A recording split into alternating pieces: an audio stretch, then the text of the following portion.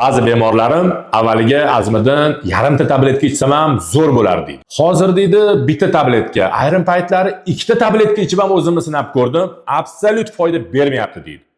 Xo'p, men sildenafil tarkibli Viagraga o'xshash tabletkalar haqida gapiryapman. Mana bu tabletkalar sizga yordam bermayaptimi? Demak, organizm ichida qanaqadir o'zgarishlar bo'lyapti. Bu aniq. Ereksiyaga yordam beradigan tabletkalarni sizga foyda bermasligi bu juda ham muhim signal hisoblanadi.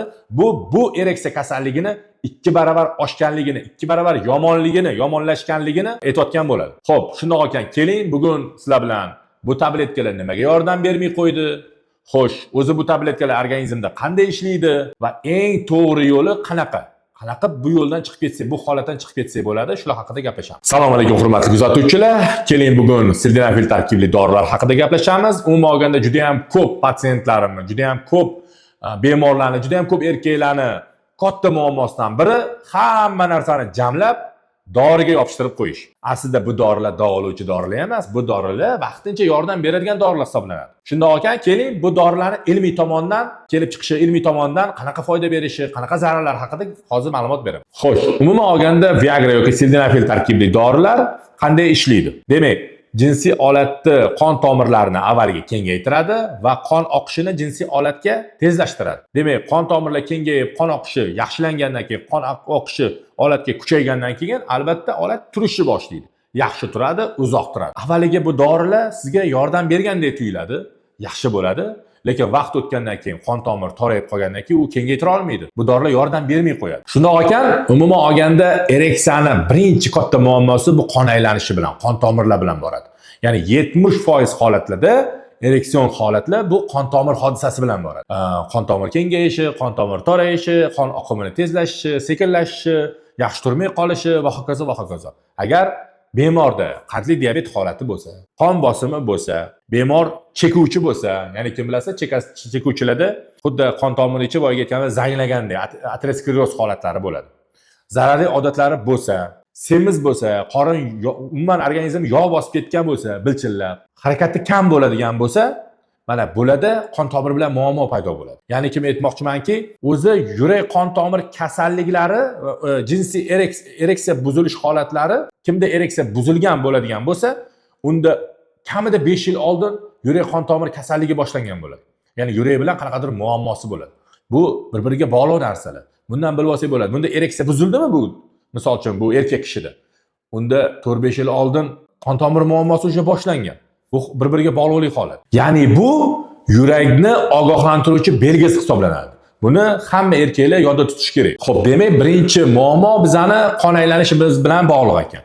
Ikkinchi katta muammo bu dorining ishlamasligiga sabab organizmda testosteron kamayib ketishi. Xo'p, organizmda testosteron kamaysa nima bo'ladi? Ya'ni erkak qilib turadigan gormon pasayadigan bo'lsa, jinsiy xohish pasayib qoladi. Testosteron pasaysa, libido pasayadi. Ayol kishiga bo'lgan qiziqish pasayib qoladi. Qon aylanishiga bo'lgan reaksiyalar buzilib pasayib qoladi. Elastikligi pasayib qoladi undan qon tomirlari. Yoki bo'lmasam biz aytamizki, asosiy baza organizmdagi asosiy baza bu testosteron-ku, baza kamayib qoladi. Asosiy baza kamaydi degani boyagi dorilar yordam bermaydi degani. Yana ayniqsa 35 yoshdan oshgan erkaklarda, hayoti stress bilan bog'liq erkaklarda, uyqusizlik bilan, misol smenda ishlaydiganlar bor, kechasi yaxshi uxlay olmaydiganlar bor, bular bilan boradigan bemorlarda yoki bo'lmasam semiz kam harakatli bemorlarda boyagi testosteron kamayish holatlari kuzatiladi. Ayniqsa bularda ko'proq kuzatiladi. Ya'ni asosiy baza kammi, testosteron holati kammi, dori ishlamaydi. Xo'p, bundan tashqari yana bitta katta omil bor. Bu dori ishlamasligiga, doridan ustun bo'ladigan omil bu psixologik omil. Xo'p, erkak kishida juda katta rol o'ynaydi bu narsa, ya'ni kim stressli holat. Ya'ni erkak kishi depressiyada bo'lsa, stressda bo'ladigan bo'lsa, hayoti shovqinli, asab buzilishi bilan boradigan bo'lsa, bu dori ishlamaydi. Ayniqsa erkak kishi o'ziga o'zi buyruq berib qo'yadi. Ya'ni kim, men hozir ayolim yoniga borsam, xo'p, tabletkani ichib oldi deylik, borsam, turmay qolsachi, uyalib qolaman. Ishlamay qolsachi, men o'ylagan jinsiy aloqa bo'lmasachi, uyalib qolaman. Xo'p, mana shu savollar psixologik omilni yuqoriga qo'yadi, bu dorini ishlatmay qo'yadi. Boy qon oqimi ham bo'lmaydi, qon tomiri kengaymaydi ham, qon yaxshi yurmaydi ham va hokazo. Qon kirgandan keyin boyagi sfinkterlar torayib, qon ushlab qolishi harakat ham bo'lmaydi. Nega? Psixologik omil yuqori.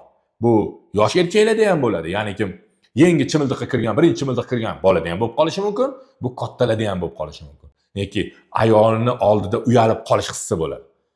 Psixologik omil yuqori bo'ladi. Bo'ldi, psixologik omil miyaga buyruq berdimi, turmay qolsachi degan, bo'ldi, aniq unda turmay qoladi.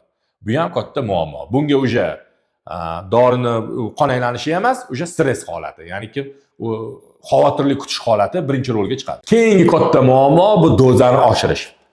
Hamma erkak kishi bu doridan ichib yurgan, hamma erkak kishida mana shu xato bo'ladi. Ya'ni bu xato nima? 50 lik sildenafil tarkibli dori ichib yuribdi. Misol uchun 50 dozali. İchib yuribdi, yaxshi bo'lyapti-da, tap yaxshi bo'lmay qoldi, ishlamay qoldi dori. Nima qiladi erkak kishi? Dorining dozasini kuchaytiradi. Yoki ikkita ichadi yoki 100 lik dozasini ichadi. 100 lik dozasini ichib ko'radi-da, foyda bermayapti. 1,5 ta ichib ko'radi. 2 ta ichib ko'radi. Bu eng katta xato dorining dozasini oshirish. Mana shunaqa holatda endi praktikada, amaliyotda juda ham ko'p guvoh bo'lganmiz. Nobud bo'lib qolgan erkaklar, ya'ni hayotiga xavf solib qolgan erkaklar. Nimaga? Ularni yuragida muammosi bor. Qon tomir tizimida muammosi bor. Yo davleniya, yo sahri bor, yo yurak qon tomirida muammosi bor. Infarkt o'tkazgan va hokazo yoki bo'lmasam qanaqadir yurak qon tomir kasalligi bor erkaklarga bu yuk bo'lib qoladi. Ya'ni peridoz bersa, ya'ni bitta 100 lik yoki 150 yoki 200 lik doza ichadigan bo'lsa, yurakka bosim oshadi, yurak ishdan chiqib qoladi. Ya'ni qanaqadir og'ir holat kelib chiqishi mumkin. Mana shu joyda erkaklar xatosi o'zini hayotiga xavf solib qo'yishi mumkin. Juda katta xato dozasini oshirish, ya'ni dorini ko'proq ichish. Xo'sh, bunaqa holatda nima qilish kerak? Birinchi navbatda erkak kishi mutaxassisga borib uchrash kerak. Ya'ni urolog, androlog huzuriga borish kerak. Ko'pchilik bu ish qilmaydi. Albatta mutaxassis ko'rinadigan bo'lsangiz, birinchi navbatda qon analizlarini oladi. Xolesterin holatini mutaxassis tekshirish kerak. Sahar holatini mutaxassis ko'rish kerak. Bormi yo'qmi? Yurak qon tomir tizimini albatta tekshirib ko'rish kerak. Bundan tashqari murskoy organlar, ya'ni erkak kishi jinsiy organlari, prostata bezi, moyaklar, burboyetra bezlar umuman buyrakdan tortib to moyagigacha tekshirish kerak, siydik yo'ligacha. Bundan tashqari albatta erkak kishida gormon tahlillari, testosteron holatini yoki bo'lmasam prolaktin, estradiol, LGFSga umuman gormonal fonni ko'rish kerak. Erkaklardan talab qilinadigan narsa yashab turgan hayotini o'zgartirish. Qanaqa bo'ladi desa, uxlamayaptimi kechasi? Albatta undan keyin uyquni yo'lga qo'yish. Yoki bo'lmasam choyxona yurib, yog'ga botib, jiqillab yog' bo'lib yotibdimi? Ya'ni xolesterin oshib ketganmi, semirib yotibdimi? Sport bilan shug'ullanish, vес kamaytirish, sog'lom turmush tarziga rioya qilish. Ichadimi, alkogolga sho'ng'ib ketganmi? Agar jinsiy aloqadagi kayf kerak bo'lsa, ayoli bilan mustahkam jinsiy aloqani uzoqroq davom etaman. Men 60 ga chiqqanda ham, 70 ga chiqqanda ham, 80 ga chiqqanda ham ayolim bilan aloqa qilaman degan fikr bo'ladigan bo'lsa, ichkilikni tashlash kerak. Chekadigan bo'lsa, chekishni tashlash kerak. Ateroskleroz holati ham o'pkaga zarar, organizm qon tomirlarining ichidan tromb qilish holatiga chekish olib keladi. Sezilmasligi mumkin, uzoq muddat chekadiganlarda aniq holat bo'ladi. Zararli odat tashlash kerak. Uyquni yaxshilash. Yashab turgan hayotini, ya'ni stressli hayotni o'zgartirish kerak. Depressiyadan chiqish kerak. Va hokazo. To'g'ri, aytish oson bo'lishi mumkin, lekin har narsaga asabiylashib, stress ushaveradigan bo'lsa, hamma narsani muammoni yerga ko'tarib yuradigan bo'lsa, bu tuzalmaydi. Demak, aytamanki, yashab turgan hayotdagi holatlarni hammasini o'zgartirish kerak. Bu birinchi o'rinda. Ovqat, sport, to'g'ri uyqu, albatta gigiyena va hokazo sport bilan shug'ullanish, bu hammasi kirib ketadi. Stress, psixologik muammolar, stress, depressiya hammasi. Demak, sizda dori ishlamayapti. Dori ishlamay qoldi. Organizm aytayapti. Organizm aytayaptiki, "Ey do'stim, senda dori ishlamayapti. Dori ichishni to'xta. Sen organizmingni chuqurroq tekshirishing kerak" degan signal beryapti. Buni holatda albatta nima qilish kerak? Mutaxassisga ko'rinish kerak. Mutaxassis bilan maslahatlash kerak. Dori yordam bermadi degani hayot to'xtab qoldi, bo'ldi, men davolanmayman, tuzalmayman degani emas. Albatta, hozirgi paytda bu kasallikga %100 davosi bor. %100. Neki bu kasallik 21-asr. Har tomonlama davolasa bo'ladi. Albatta bu dori yordam bermadi, hayot tugab qoldi, bo'ldi, men aloqa qila olmas ekanman degani emas. Chuqurroq tekshiriladi, nima muammoligi, fundamental muammolar ko'tariladi, aniqlashtiriladi, diagnoz qo'yiladi va u kasal davolanadi.